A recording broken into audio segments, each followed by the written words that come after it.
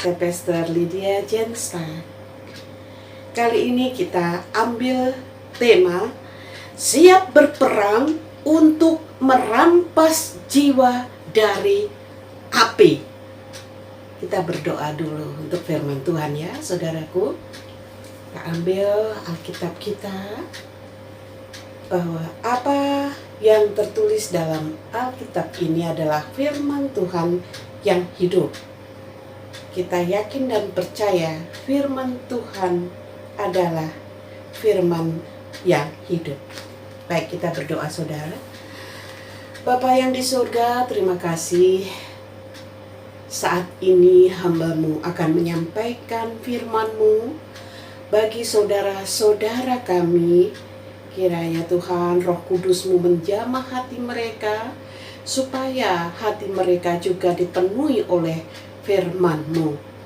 Tuhan, setiap kuasa-kuasa kegelapan, roh setan, roh iblis, apapun bentuknya yang mengganggu di dalam penyampaian firman Tuhan ini, hamba-Mu percaya di dalam nama Tuhan Yesus Kristus, aku menolaknya, aku mematahkan setiap kuasa roh setan, roh iblis di dalam nama Tuhan Yesus Kristus. Urapi hamba-Mu Tuhan, taruhkanlah firman-Mu di dalam hati hamba-Mu, juga jamahlah mulut lidah bibir hamba-Mu dengan kuasa Roh Kudus. Biarlah mulut hamba-Mu yang sudah dipenuhi oleh Roh Kudus Tuhan kali ini menyampaikan firman-Mu. Terima kasih Bapa, di dalam nama Tuhan Yesus Kristus kami menyambut firman-Mu. Haleluya.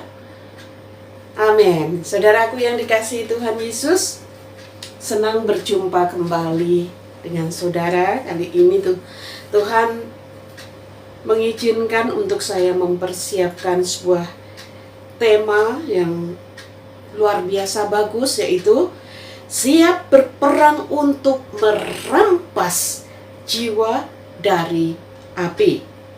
Ya.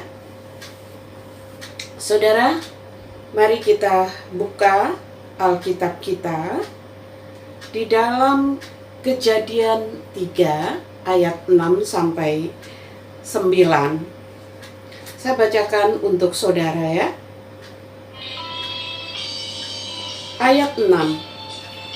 Perempuan itu melihat bahwa buah pohon itu baik untuk dimakan dan sedap kelihatannya.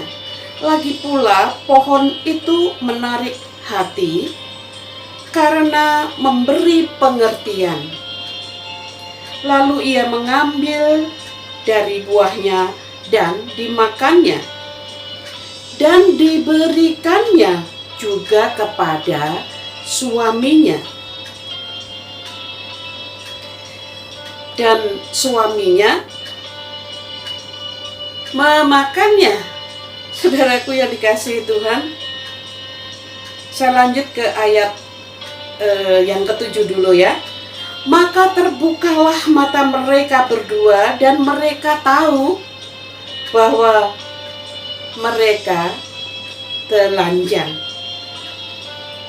Lalu mereka menyemat daun pohon ara dan membuat cawat. Ayat 8. Ketika mereka mendengar bunyi langkah Tuhan Allah yang berjalan-jalan dalam taman itu pada waktu hari sejuk,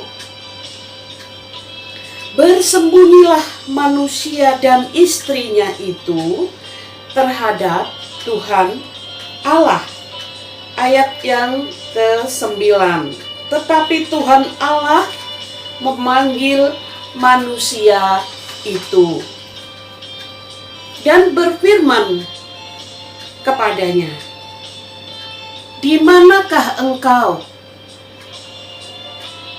Saudaraku, ini mengisahkan tentang manusia pertama, yaitu Adam dan Eva,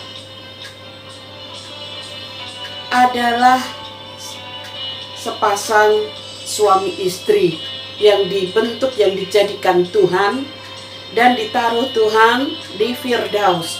Saudaraku, kejatuhan manusia pertama di dalam dosa. Perempuan itu artinya perempuan yang pertama kali yang ditipu oleh iblis. Perempuan pertama kali yang mau mendengarkan suara saudara, iblis. Dan iblis waktu itu menjelma atau menyaru sebagai ular, saudaraku ya. Dan pohon yang jelas-jelas dilarang oleh Tuhan untuk melihat atau mendekatinya pun ini dilarang, apalagi memetik serta memakan buahnya. Tadi dikatakan bahwa suaminya ada di situ ya. Artinya Adam ada di situ ketika Hawa memetik buah yang dilarang Tuhan dan memakannya. Dan dia juga memberikannya kepada suaminya. Ingat saudara, suaminya ada di situ dan Adam tidak mencegahnya. Bahkan Adam ikut memakan buah. Hati-hati saudara. Ya, untuk kaum Adam mudah sekali ini kalau dikasih sesuatu makanan oleh Hawa. Itu mudah sekali juga mau langsung memakannya ya. Itu zaman Adam Hawa ya. Tapi kalau sekarang pun misalkan kaum Adam sedang di luar rumah, kalau di dalam rumah aman, karena di dalam rumah pasti Hawanya, Evanya takut Tuhan, tidak akan memberi buah terlarang. Tapi kalau yang di luar sana hati-hati ya saudaraku, harus pakai hikmat Tuhan. Saudara yang dikasihi Tuhan Yesus, kita buka Alkitab kita lagi tadi di dalam 1 Yohanes 5 ayat 19. Demikian firman Tuhan. Kita tahu bahwa kita berasal dari Allah dan seluruh dunia berada di bawah kuasa si jahat. Siapa si jahat di sini? Yang dimaksud adalah iblis. Iblis sudah lebih dahulu dibuang ke bumi atau ke dunia ini. Dan si iblis menguasai bumi ini, menguasai dunia ini. Saudara, kalau bumi ini atau dunia ini sudah dikuasai iblis, kita ini semula berasal dari Allah. Kita keturunan Adam dan Hawa. Tetapi karena kejatuhan Adam dan Hawa di dalam dosa, maka Adam dan Hawa pun juga dibuang ke bumi. Nah, sementara dunia atau bumi ini sudah dikuasai oleh si jahat, dikuasai oleh iblis, saudaraku. Makanya kejahatan itu ada di mana-mana di dalam dunia ini, saudara. Kita buka kembali di dalam Yudas 1 ayat 23a. Yudas 1 ayat 23a demikian. Selamatkanlah mereka dengan jalan merampas mereka dari api. Saya ulang kembali. Selamatkanlah mereka dengan jalan merampas mereka dari api. Saudaraku yang dikasihi Tuhan, apa yang dimaksud api di sini? Yang dimaksud api oleh Yudas adalah api neraka. Ya, di sini bukan api kompor, bukan api dari korek api, bukan api dari dunia, tetapi api neraka. Api neraka adalah api yang tidak bisa padam, kekal selama-lamanya. Ingat saudaraku, Api neraka adalah api yang tidak bisa padam dan sifatnya kekal selama-lamanya. Jangan sampai kita jatuh dalam api neraka. Oleh sebab itu, saudara, setiap orang Kristen punya tugas untuk memberitakan Injil keselamatan, untuk memberitakan Yesus Kristus, ya, untuk memberitakan Sang Juru Selamat yang bisa menyelamatkan, manusia dari api neraka. Hanya Yesus Kristus, saudaraku. Amin. Oke.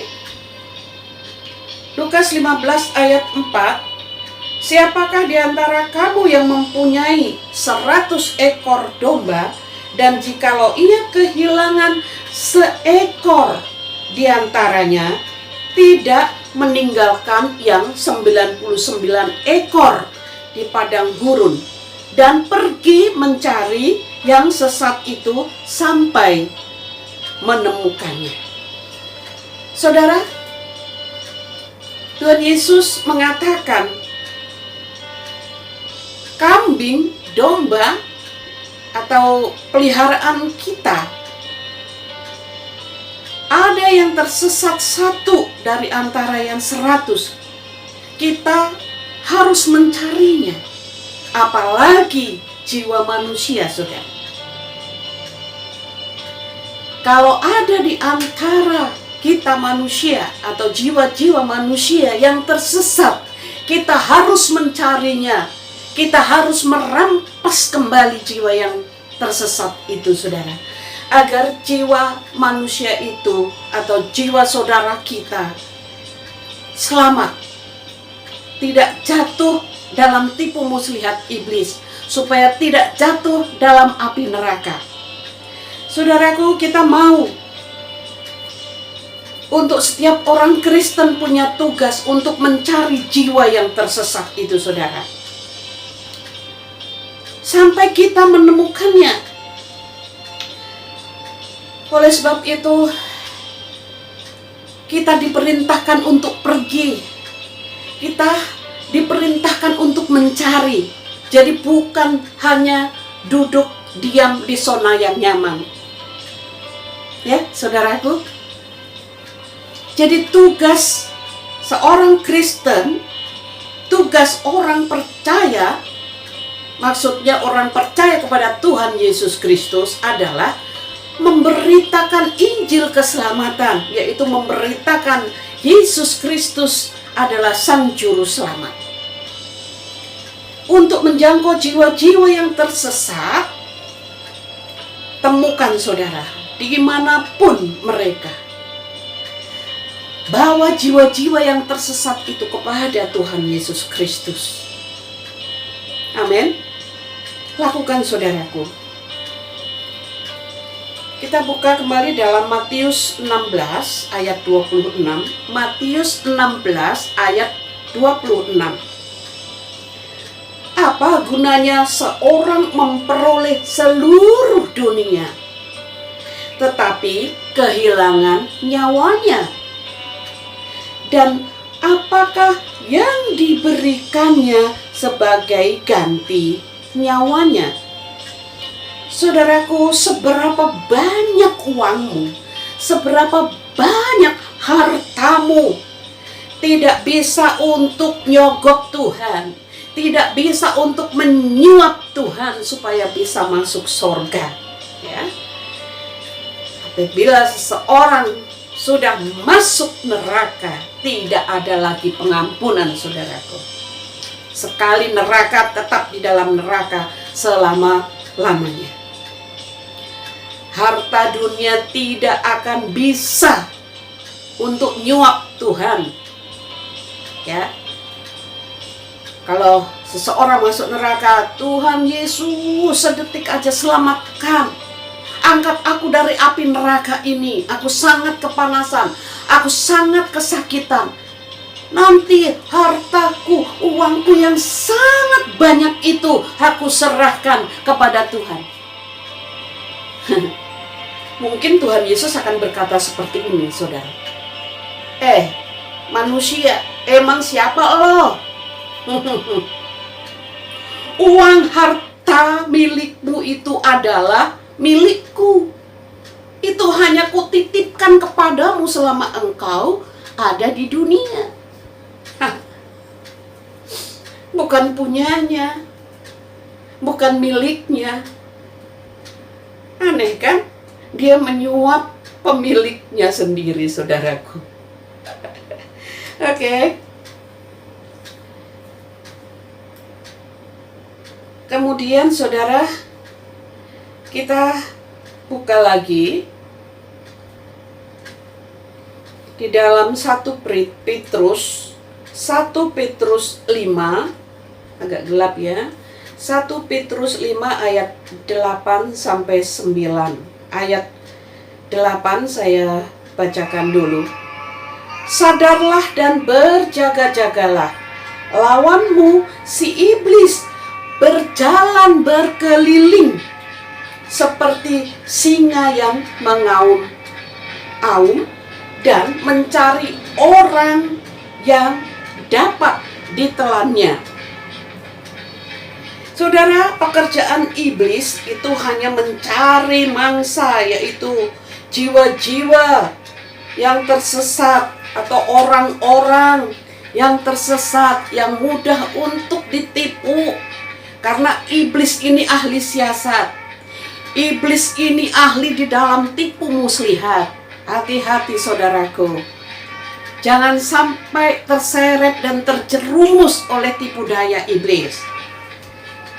Ya. Kemudian ayat 9. Tadi ayat 8 saudara, sekarang ayat yang 9. Lawanlah dia dengan iman yang teguh. Sebab kamu tahu bahwa semua saudara-saudaramu di seluruh dunia menanggung penderitaan yang sama. Saudaraku, kita harus lawan iblis dengan tipu muslihatnya itu, dengan iman percaya kepada Tuhan Yesus Kristus. Sebab iblis sudah dikalahkan, iblis sudah diinjak-injak oleh Tuhan Yesus. Jadi lawanlah iblis itu dalam nama Tuhan Yesus Kristus. Amin. Amin saudaraku. Ya. Inilah peperangan kita melawan si iblis. Jadi peperangan kita bukan melawan darah dan daging. Peperangan kita bukan melawan manusia, akan tetapi melawan yang tidak kelihatan. Ya saudaraku.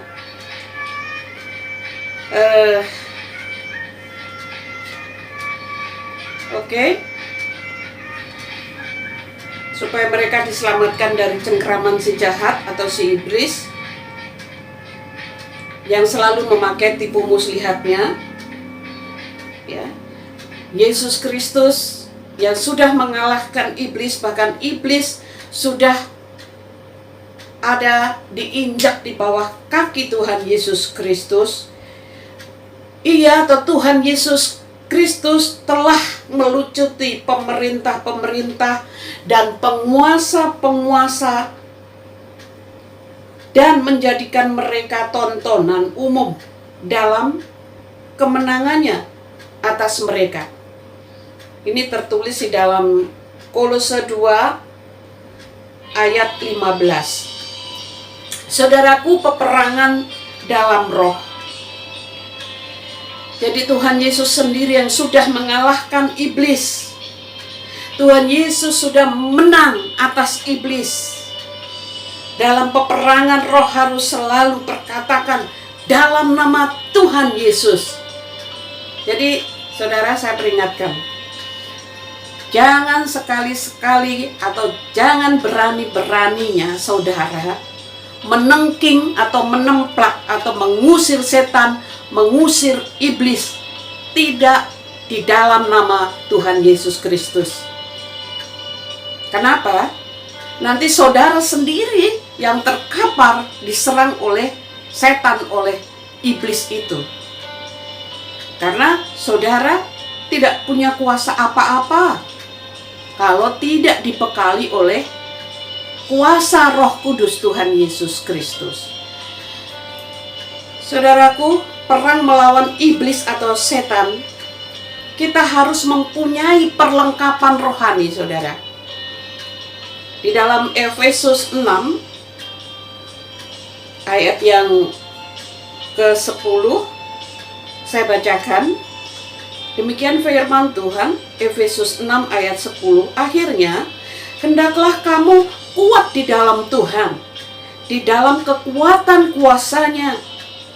Ayat 11, kenakanlah seluruh perlengkapan senjata Allah, supaya kamu dapat bertahan melawan tipu muslihat iblis. Kenakanlah seluruh perlengkapan senjata Allah. Kalau kita mau berperang melawan iblis, jadi peperangan kita itu di alam roh, saudaraku. Kita harus diperlengkapi dulu oleh perlengkapan senjata Allah itu sendiri. Selanjut ayat 12.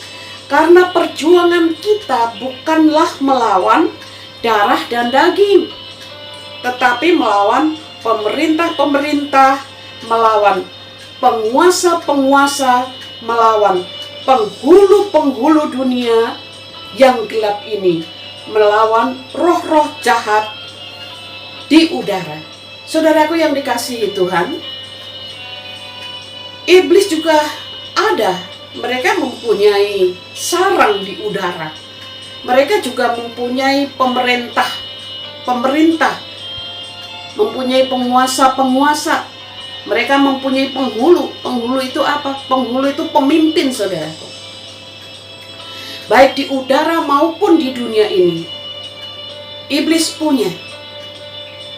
Jadi kalau kita berperang di alam roh, kita harus terlebih dahulu membekali diri kita dengan perlengkapan selengkap perlengkapan senjata Allah itu sendiri. Selanjutkan di dalam ayat 13, sebab itu ambillah seluruh perlengkapan senjata Allah, supaya kamu dapat mengadakan perlawanan pada hari yang jahat itu dan tetap berdiri sesudah kamu menyelesaikan segala sesuatu. Ayat 14. Jadi berdirilah tegak, berikat pinggangkan kebenaran, berbaju sirahkan keadilan, kakimu berkasutkan kerelaan untuk memberitakan Injil damai sejahtera. Dalam segala keadaan pergunakanlah perisai iman, sebab dengan perisai itu kamu akan dapat memadamkan panah api dari si jahat.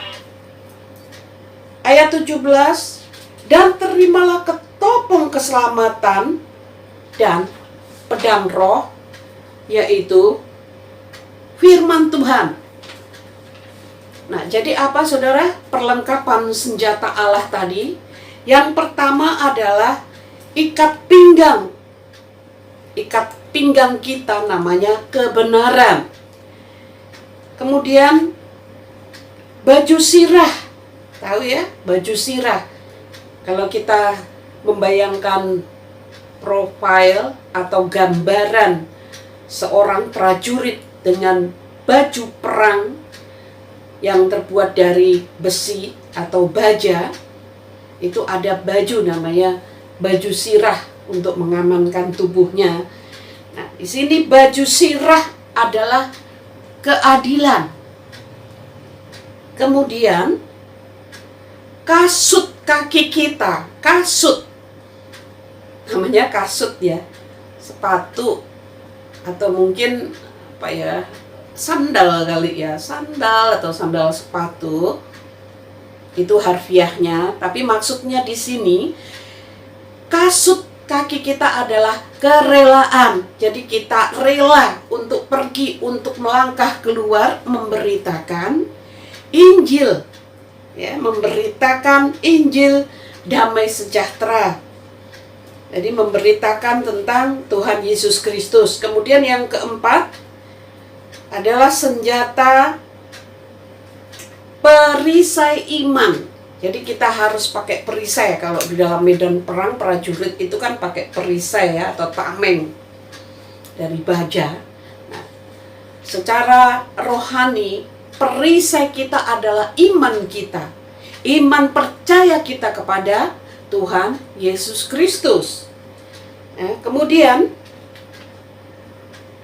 yang dimaksud dengan panah api itu adalah serangan iblis atau serangan dari setan yang jahat. Dan terimalah ketopong keselamatan. Jadi namanya ketopong yang untuk melindungi wajah, itu namanya keselamatan. Dan keselamatan kita secara rohani adalah keselamatan yang diberikan oleh Tuhan Yesus Kristus. Dan pedang roh. Jadi pedang roh kita adalah firman Tuhan. Apa saudaraku? Firman Tuhan itu adalah pedang. Pedang roh. Bayangkan aja, pedang itu untuk apa ya? Pedang untuk berperang, pedang untuk membunuh, pedang untuk melukai lawan-lawan di dalam medan perang. Ya, kemudian ayat 18, saudara, dalam segala doa dan permohonan, berdoalah setiap waktu di dalam roh, dan berjaga-jagalah di dalam doamu itu dengan permohonan yang tak putus-putusnya untuk segala orang kudus. Saudaraku, perlengkapan rohani adalah sebagai senjata untuk melawan iblis. Jadi yang dimaksud di sini di dalam berdoalah setiap waktu di dalam roh. Perhatikan, apabila saudara membaca, menemui ada roh, itu ada yang ditulis dengan R-nya huruf besar, itu adalah roh Allah atau roh Tuhan. Ada yang ditulis dengan R-nya huruf kecil, itu artinya roh kita, roh manusia atau roh iblis, roh setan. Ya, saudaraku. Jadi kita harus berjaga-jaga di dalam doa. Dan kita harus selalu memohon yang tidak ada putus-putusnya. Jadi harus terus-menerus tanpa ada putus. Kita selalu dalam doa, dalam permohonan. Bahkan dikatakan nafas kita, ya, adalah doa, atau doa itu adalah nafas kita. Nafas kita selama kita masih hidup, nafas kita belum atau tidak terputus, saudara. Demikian juga doa dan permohonan kita seperti nafas kita, nafas yang tanpa putus-putusnya. Ya, saudaraku yang dikasihi Tuhan, perlengkapan rohani adalah sebagai senjata untuk melawan iblis. Kita diperlengkapi dengan tanda-tanda sebagai orang percaya. Kita orang Kristen disebut orang percaya. Orang percaya kepada Tuhan Yesus Kristus. Setiap orang percaya pasti diperlengkapi dengan tanda-tanda. Matius 10 ayat 7 dan 8. Demikian firman Tuhan, saudaraku. Pergilah dan beritakanlah, kerajaan surga sudah dekat. Pergilah dan beritakanlah, kerajaan surga sudah dekat. Ya. Sembuhkanlah orang sakit, bangkitkanlah orang mati, tahirkanlah orang kusta, usirlah setan-setan. kamu telah memperolehnya dengan cuma-cuma. Karena itu, berikanlah dengan cuma-cuma. Saudaraku, cuma-cuma artinya gratis ya, tidak membayar.